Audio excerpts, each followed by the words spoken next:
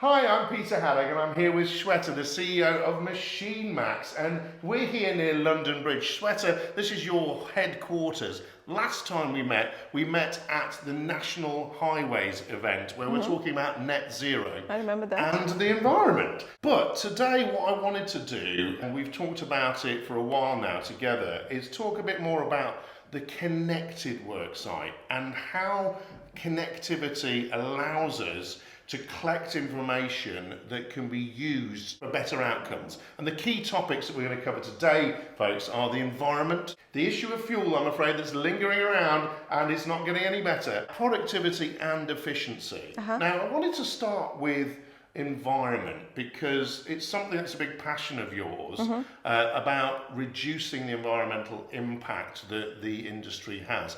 Tell me a little bit about your vision around how we do things better for the environment and head towards that net zero goal. Right. So Peter, let me set the scene first. When we talk about MachineMax, we believe in MachineMax in the way that we bring information and we take that information and convert into intelligence. Yeah. Now your question about environment, which we are very passionate about, and we are doing it something right now, it's not 5 years down the line. Things like getting the data out of machines, but what does that data give us? Like what that information is doing? Creating idling hotspots, which has now become table stakes. I think I can say that we started the trend of creating those hotspots, helping people make decisions on top of it. One of the key examples, what we see around environment is the easiest way to help people take decisions is making them understand where the idling is happening and what they can do with it. When they know where the idling is happening, then they can take decisions on top of it. Simple thing about is whether it's an operator issue or an operations issue. Yeah, and the operators and operations issues are fundamentally about how you're running a site. And this is about this connected work site we're talking about. From an operations perspective, obviously we've got to get the project done, but there are ways in which you can look at a site before you even get there to set it up using the 3D models, using the information that's historic that you've got. The trending data you've got is now backed up for 4 to 5 years in the UK. But then the operators are the opportunity to really look at how operating machinery in a particular context can work and who could be the mentor of someone else and who might need a bit more training and support. You've been doing that already. The outcomes relate to fuel, which relates to carbon emissions. What's happened so far when you're giving that intelligence to people and to end users? What has that turned into? What we have seen over a period of time is the customers who have worked with us, and like you come from the industry, you know that how important it's a very cyclical industry. You really need 12 months of data before going back and saying that, oh, these are the areas where I can improve, or these are the areas which are very relevant to me, because everything is very cyclical. What we have done in last couple of years is gathering the data, creating trends, and just peer-to-peer comparison, and not even peer-to-peer comparison, even if you compare yourself to last year, what was happening to this year, people have started to take decisions. Our customers, what they see is not only the trend analysis, but creating benchmarks at their own site level. You were talking about fuel. How much fuel I consumed on what model and what make? Which OEM is giving me more fuel a liter per efficiency? Things like that start to come out, and then people start taking decisions on top of it. And like you said, fuel is not going away anywhere, right? It's just going up and up and up.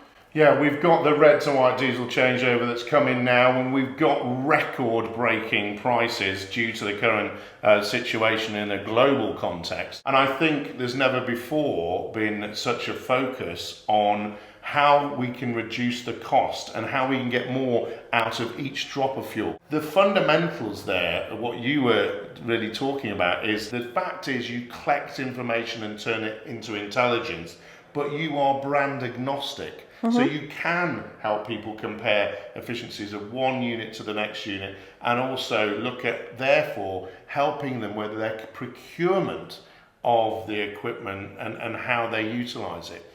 That comes into that whole productivity cycle space as well. This is where the difference for me with the connected worksite is, folks, is real time. Now, real time is something that people say, oh, well, I see this in real time, this, that. No, real time's great only if you have the information to hand.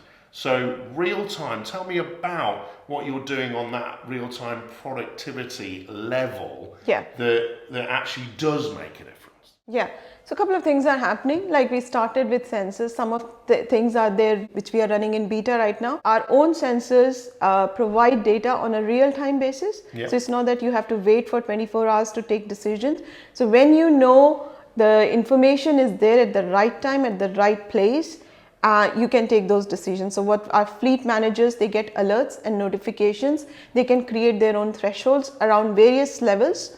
Either it is idling, utilization, whatever it is, they can create those thresholds and they start to get alerts, which is very, very bespoke to them. That's one thing. We have started to move beyond our sensors and started to look at vision as an option. Yeah. Productivity plays a big role there because what you get from vision is not just the internal view, but the external view as well. That's where our intelligence algorithms comes in and help our customers understands what's happening at an operations level and how they can improve those areas. So what we're talking about there is when you combine fuel usage, you combine activity-based usage, so whether we're digging, whether we're idling, whatever, we're moving material. With a visual impact to that, you can fundamentally go and drill down and look at actually a prime mover, for example, is digging and loading, but perhaps that loading cycle or the way in which the ADT is setting up isn't quite optimized for the productivity level. So we've got periods of time whereby the ADTs might be queued, or there might be too few that are passing through, or they might not be in that optimized loading space. Right. And so all of that delivers the tiniest bit of productivity advantage that all adds up, doesn't it? Yeah, absolutely. You're absolutely right. That what we call dynamic geofencing. So you have an excavator and a dump truck is approaching it. Let's take an example of an earthwork. There is an excavator who is doing excavating the muck, what we call it. There's a dump truck which is coming in. When dump truck is closer to the excavator, we create dynamic geofence. And we know this is the loading time. So when the dump truck is stopped and idling, the loading event is happening, we don't call it excessive idling. Yes. That's an example of productivity. When it goes to processing or where it has to dump or the dumping site, that's where when it is unloading, and beyond these two areas, anywhere else, idling is an example of when it is supposed you need to take certain decision, and that's an example of how you improve your productivity. And what's really exciting about that is you can manage a site, and you can manage a site through different weather conditions. You're talking about that 12-month period of trending data that you've got with some of your existing customers, and you can measure all of that, and you can actually show whether you have these gaps you should put on another truck or take one away, for example, whether you have a fleet match error where the prime mover is not matched correctly, for example. Again, all of these things add up, and you can see these, and with a vision element that you're going to, you can actually see those in the physical sense as well. So all of that leads to better productivity. You know, we talk about productivity as well a lot, but we also have this word called efficiency. You can be very, very productive, and you can move a lot of earth very, very quickly and all the rest of it, and you can, you know, be racing around a site, slamming on brakes, doing this sort of stuff. But that isn't necessarily efficient if you're over-revving machines or if you're overworking machines and, you know, you're getting machine failures because of that. Efficiency and productivity kind of go together, but what is the different element with the efficiency and the vision of that space for you? See, I think you're onto something. The efficiency and productivity can only happen when you do it on a consistent basis, right? And all this data, when it goes into the training, so the example you were giving, when an operator is doing a break or something, a difference between a rookie and a pro can make a huge difference. We all have seen those LinkedIn videos where a person is excavating so nicely and it is so cathartic, isn't it? Yeah, it's therapeutic, right? But that's the difference. And a trained operator, a pro, can make such a difference. All this data, small things, are going back, and we are developing a training module, which we would be soon rolling it out with our customers, where we go ahead and provide those kind of informations, and that can be used not only from a training perspective but from an operations perspective as well. Yeah. And that's where the big difference will come. And I think the thing about training is it's positive training that I'm really excited about, because at the end of the day, the operator is the brains in the machine. And what I really fundamentally believe is that the most important asset that you can invest in is your operator. You know, you want to buy the best machines, of course you do, but there's a lot of machines that are very, very similar in performance. Invest in that operator in the right way and use that information and intelligence to do that, and then go back and look at the outcomes of that investment, because that is a cost base to your clients to make that investment in training. What is the benefit that's going to be delivered from that? And that comes about with saying, now that individual's improved efficiency by 1%, which is more than paid for all of that training cost, and he's giving you this advantage all the way through the productivity chain and the fuel chain. Yeah. The way we look at connected site is we look at what is happening at an operations level, right? So we started with machines, and that has been our core proposition, right? Now, what we have started to look at, there are 2 or 3 elements there beyond machines. There are operators who are there are materials who are there. We look at individual machines, what's happening with them. So you spoke about safety, fuel, idling, etc. We look at the relationship between the operators and the machines, what decisions we need to be helping our operation directors or operation managers take, for example, collusion, for example, safety. But what is that relationship looking like? And help them take those decisions. Yeah, so they're using the information to say, look, this is the connectivity between what we're achieving on site. Here's some of the trending data we've got. Here's some of the real-time information we've got about how we can utilize that to make a better site, a connected site, work better.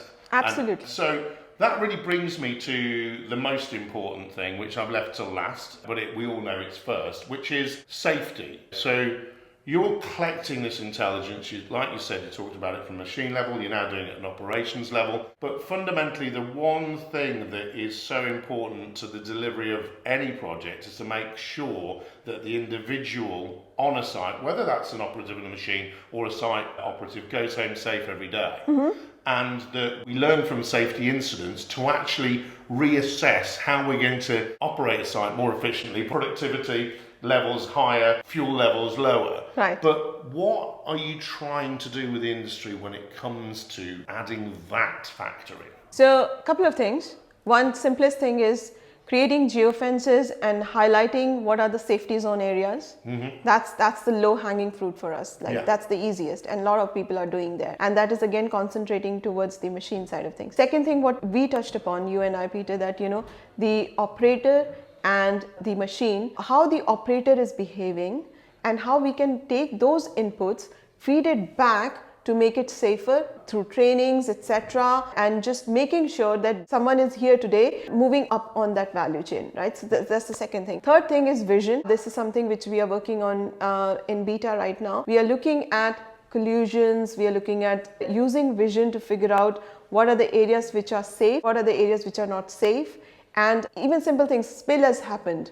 Camera can capture that and then feeding it back on a real-time basis to our operations. So again, going back to where we started, information, gathering all the information, weaving them into intelligence, using them to make it safer for the connected sites. And I think one of the things I've learned today as well, talking to some of the team and also one of the guests you've had here today, is that you're not afraid to collaborate and you're not afraid to open up a MachineMax to OEMs that can work with you to fix the data in from their machine into your solution. You're also not afraid to collaborate with other players that are experts in safety or other areas of the industry. That's really important to your clients as well, because you are this open sort of platform that they want all of these things to come into, so that you can actually be the hub of information gathering and intelligence sharing. Absolutely right there, Peter, because we all need to stand together to make this future happen, right? And like you said, we are working with one of our partners. We've always been open to that. You have seen examples from OEMs and now working with another partner. And we always believe it's better to stand on the shoulders of giants, right? Absolutely, yeah. Rather than reinventing the wheel yourself. And that's always been our motto. And yeah, we're safer together. Yeah, and I think that's a great way of finishing this conversation, being safer together, but utilising information effectively, turning information into intelligence, and also having that practicality, which I know and I've seen and I've been with some of your people on site, right. Knowing what's going on in the real world. You're not a data company sitting here in London. You're actually a company that actually is based in the centre of the UK for as far as projects and work's concerned in London, but you are there spreading out across the UK to deliver all of this information and outcomes for everyone. And of course, folks, they're global as well. So fantastic to talk to you today, and we'll no doubt catch up soon. Yeah, it's always a pleasure, Peter. Always a pleasure.